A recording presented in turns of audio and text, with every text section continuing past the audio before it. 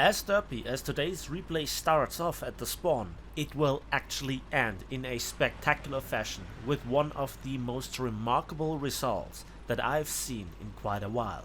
And not just the results, also the way that guest 123546 got to this result is more than impressive.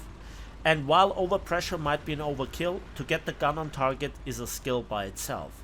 So be my guest in this awesome, spectacular gameplay, where we will finally answer the question, how did he get 19 kills and actually survived?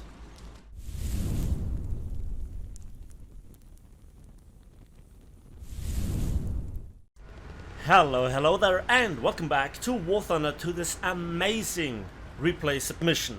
And this is indeed a battle with 19 kills, where the protagonist, in this case guest with a lot of numbers, actually survived. And how he did this is actually in a spectacular fashion. A lot of skill was involved, situational awareness, planning, repositioning, but also the good portion of luck, and also the odd German teammate that made it possible in the first place. And he really makes Germany suffer. This replay, if watched from the start to finish, with the intense action around A later down the line, will actually cause a little bit of an uproar in the comment section, because there will be claims of Russian bias, of not so skilled German players, and also a lot of talk about the overpressure being overpowered, overkill. But to be honest, you then have to ask yourself a single question.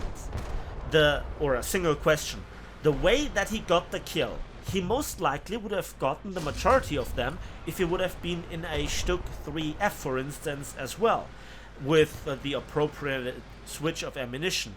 In many ways, it would have been easier for him, and that is something that I want you to keep in your mind. The second question that also very often pops up is whenever I do such a replay featuring, "Hey Napalm, I also had a fantastic gameplay. How can I send you the replay? What is your email address?" etc, etc. All those questions I'll just answer in a second. But first, let's admire here this wonderful HE lobbing over the ridgeline into the face of this Stück 3A. In the video description down below, you'll find an instruction, a written instruction how to do this. Also, if I don't forget it, I'll give you the link to a video for all of you tech virgins, how to precisely extract the replay from your PC, together how to make some battle result screenshots and how to correctly do all this. The most common mistake is that people don't attach any sort of replay in the first place, which is obviously not the best way to do this, but also then they will send me the server replay. Do not send me a server replay. Please send me the original replay file from your PC. That is the most important part, because it's not possible to do the same things with the server replay that I can do with your original replay. And just tell me also in the email some basics, because you played the battle, you know everything about it. I know nothing, I just see the replay. Why did you do which special action? Not everything has to be described, but just the one or two, maybe three very interesting points about the replay where you think you made a very good call, you heard something or something special happened. Now, here is also a fantastic battle point when actually guest got his gun breech knocked out by an enemy Panzer IV, and it's this moment where he has to retreat and repair, and there is a teammate coming for his help. This is one of 2 or 3 times in this battle where he kind of got saved by a teammate. Now let's make no mistake, from now on guest 123456 from the Goats clan will be nicknamed the Reaper of Tunisia, because it's just what he does in this gameplay. But he had a bit of help here and there, and so far the enemies didn't do too many big mistakes. So far this is kind of your average battle. We are over 4 minutes into the replay, and he has quote-unquote only 3 kills. Now, another point is the HE rework that Gaijin did. So far, hull break was a mechanic when chemical energy based shells such as HE, hash, heat really can destroy a light tank or an SPA that has hull break. You just hit it more or less anywhere and it creates hull break. And that was a very unreliable mechanic. That was in some cases a really stupid mechanic, and Gaijin tries to now replace it with a mechanic that is, you know, an actual mechanic where it makes sense. And this is the overpressure, where the shockwave and the shrapnels kind of work together. And this explains why here the Stück was not killed, because the shell didn't penetrate, but there was also no area where the shell would, where the shells blast, you know, 90 degrees to the side or something like this, and then would penetrate, and then the shrapnels would just flood the crew compartment. So this Stück actually survived this 122mm shell. Now, that is a big shell, and that was, in this case, a howitzer that was intended for anti-infantry work, for bunker busting, and it did a very good job at this. It was not designed as an anti-tank weapon, although if you fire such a gigantic HE shell at a lightly armored vehicle, the outcome should be that the lightly armored vehicle, depending on where exactly it gets hit, gets either completely destroyed or just very, very badly damaged. This was also the case with even Panthers that got hit by ISU or SU-152mm shells. So if you fire this at a Panzer III or a Panzer IV, that is kind of still the same range of destruction, right? So let's talk about the vehicle in question. And with this shot, Guest now got his first ace, but that's not really the really interesting part of the replay. Before we come to this, let's talk over the basics of the tank in question, the SU-122. It is a Russian/Soviet tank destroyer of rank 2, battle rating 2.3 in realistic battle. It features a 122mm M30 howitzer with an overall shell capacity of 40 rounds. Please keep in mind that Guest started with 14 HE shells at the start of the battle. This will explain the high tension in just a few minutes. It's basically a tank destroyer that has a casemate housing for this big howitzer on the chassis, based on the chassis of the T-34 with some modifications. So overall we have the same armor of 45mm, but at certain parts it is less angled than on the original T-34, which makes in theory this tank more vulnerable. Also the gun breach area is much bigger, as we already have seen and will also see further down the line. Now, for having this big gun, there are a lot of drawbacks that a Guest has to work with or work around. Only 3 degrees of gun depression. 3! That is terrible! Then also a 20-degree firing arc, 10 degrees to the left and 10 degrees to the right.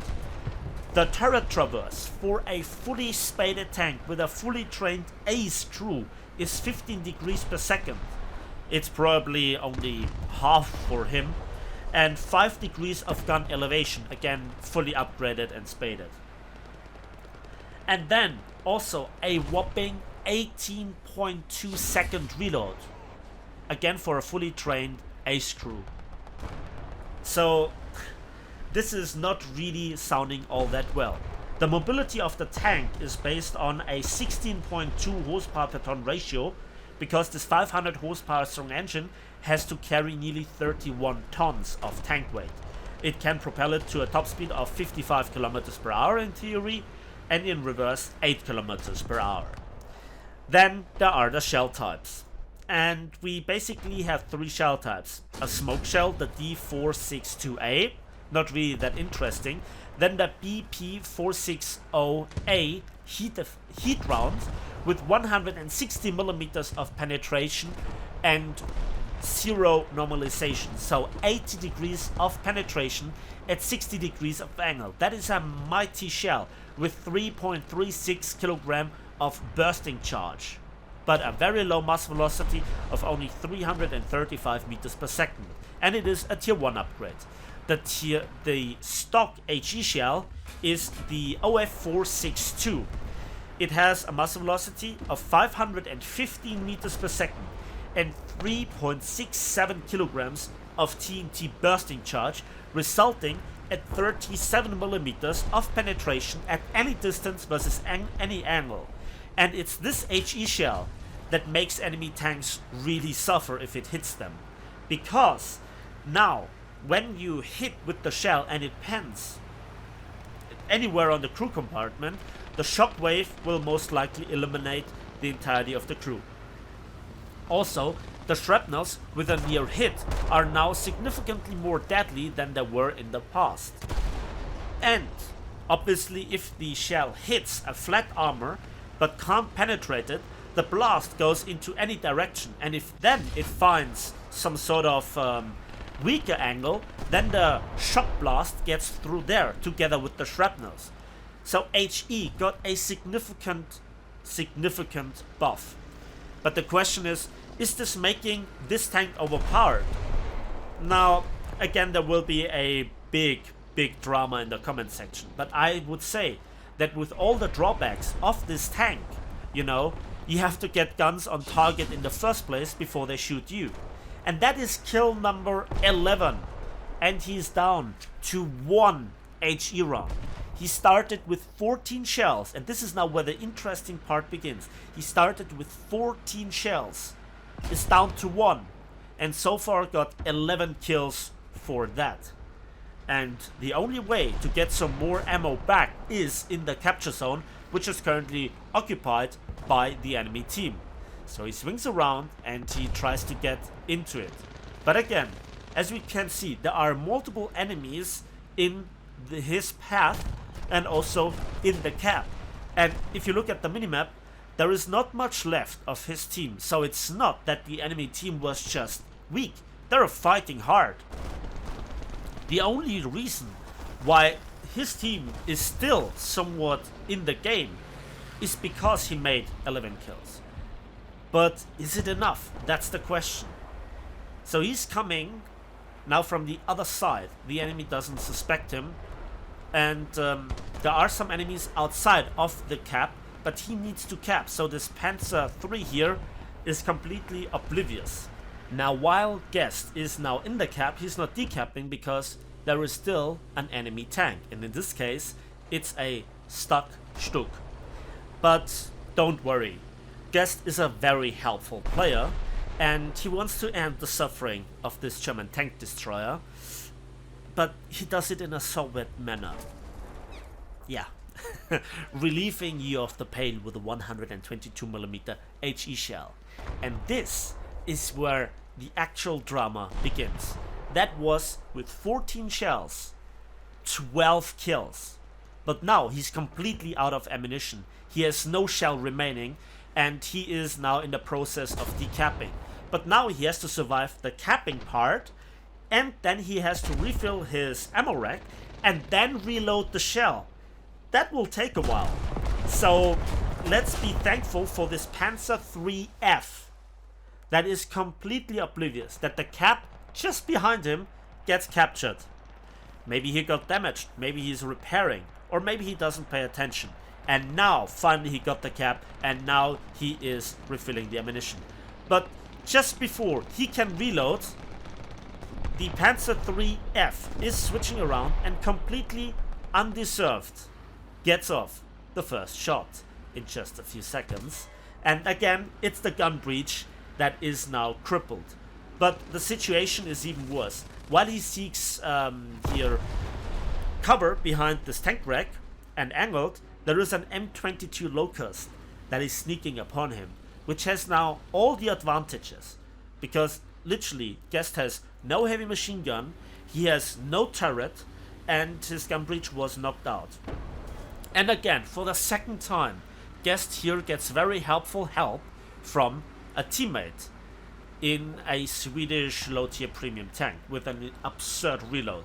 Speaking of power creep. And this is what a Sherman 105 actually does when it has, for its American tank, no stabilizer. So this looks a very weird, but actually the Sherman misses its shell.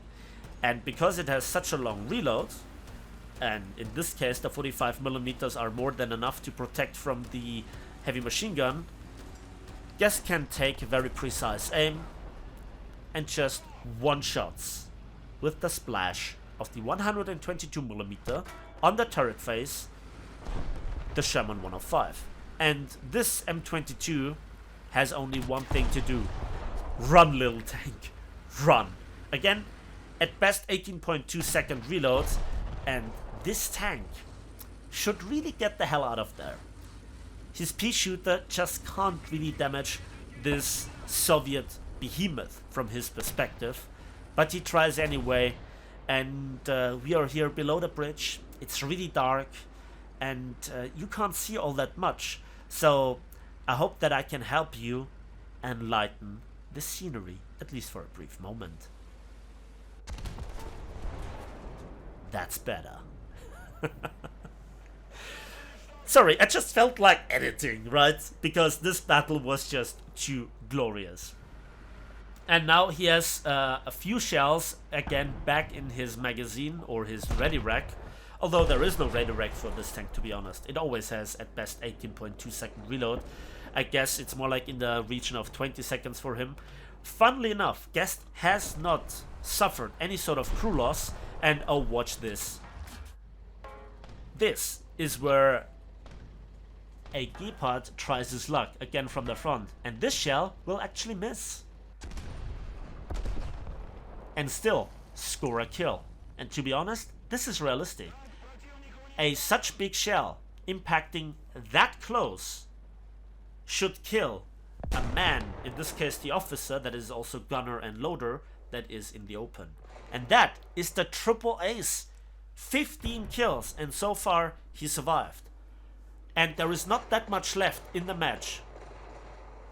But don't worry, we're not done here yet. And in this case, this kill was kind of gifted. Yeah, why do you even try, mate? That was actually cruelty to small tanks. I hope you covered your kid's eyes, right? So he's getting back some more ammunition, and he's again reloading. He kept his team in the match, and he already has 16 kills. And planes actually strafed him throughout the entirety of the game, if you haven't noticed, for more than 5 minutes. So again, he was very lucky that nobody dropped a bomb on him, just like he drops here on this other German SPA. Oof, that looked rough. And that is kill number 17. But the match is still going.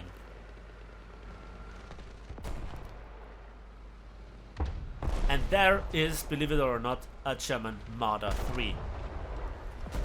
Now the Marder 3 is a dedicated anti-tank gun equipped tank destroyer. So that is not a howitzer. And in many situations it's better. Except if the driver of the tank is preoccupied and doesn't look into your direction. And that is kill number 18. And we still have like 30 seconds to go. So time to reload and time to hunt some more tanks. 18 kills. 18 kills is for any player an outstanding kill count. And for this Stuck 3A, we just have to say thank you for kill number 19. That was amazing. Let's have a look at the post-battle results. So, for 21 hits, he got 19 kills. He captured one zone, won the match with a premium account, and it's only roughly 7,700 RP and 75,000 silver lines, where over 20% actually comes from two awards, the Heavy Metal Hero and the Survivor. This was an epic match. It was just the perfect combination of the enemies coming at you one by one, the teammates being for your help there when exactly you need them, and you just have also the right decision making, the situation awareness, and constant repositioning. Ghost 123456, complicated name by the way, thank you for this replay submission. It was absolutely enjoyable how you made Germany suffer again, and for the rest of you, I hope you enjoyed this match as much as I enjoyed, editing and recording and commenting, because this was truly epic.